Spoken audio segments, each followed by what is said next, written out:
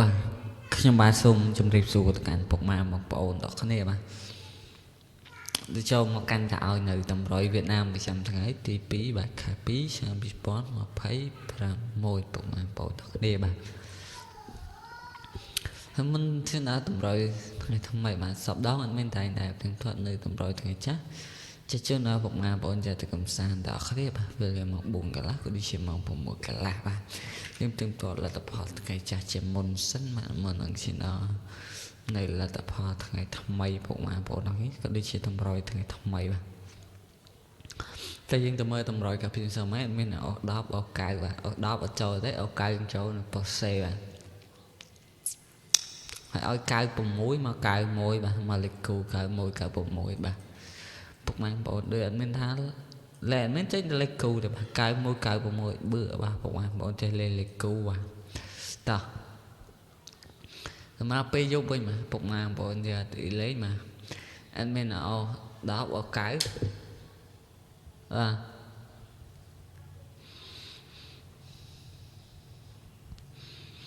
យប់អស់10អស់9យើងមិនបានចូលទេបាទតែទេហ្មងលេខធំចូលអាលេខតូចកុំចូលតែស្រូល12នេះវាចេញសៀមក្របាទមកស្រូល12វាចេញមកហើយស្រូល7អត់ឃើញពុកម៉ែបងប្អូនចុច like អត់មានសោះបាទពុកម៉ែបងប្អូននេះតោះតែនេះគឺជាតម្រុយថ្ងៃទី2ពុកម៉ែបងប្អូននេះបាទអត់មានសំលុបនៅតម្រុយចាស់ចោលសិនណា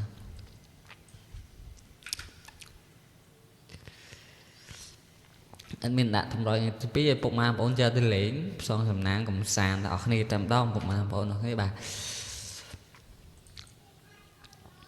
តោះសម្រាប់អុកខ្ទង់យើងអុកខ្ទង់6ក៏ដូចជាអុកខ្ទង់9បាទអុកខ្ទង់អុក6អុក9ហើយសម្រាប់ត្រែងខ្ទង់6យើងមាន65 67ហើយខ្ទង់9យើង97 99បាទពុកម៉ែបងប្អូនលេខបានហើយក្របធំយើងមាន120គុណហើយនឹង731គុណបាទហើយពុកម៉ែបងប្អូនតាមទស្សនាវីដេអូអត់មានហើយសូមកុំភ្លេចណាជួយពាក្យអាជីវក៏ដូចជា Subscribe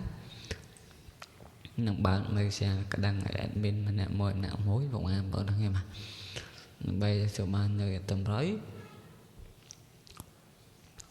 ល្អក៏ដូចជាតម្រុយឈុតប្រចាំថ្ងៃពីខាង Channel YouTube របស់ admin បាទអរគុណច្រើនបាទសម្រាប់ការទស្សនាជាមួយ admin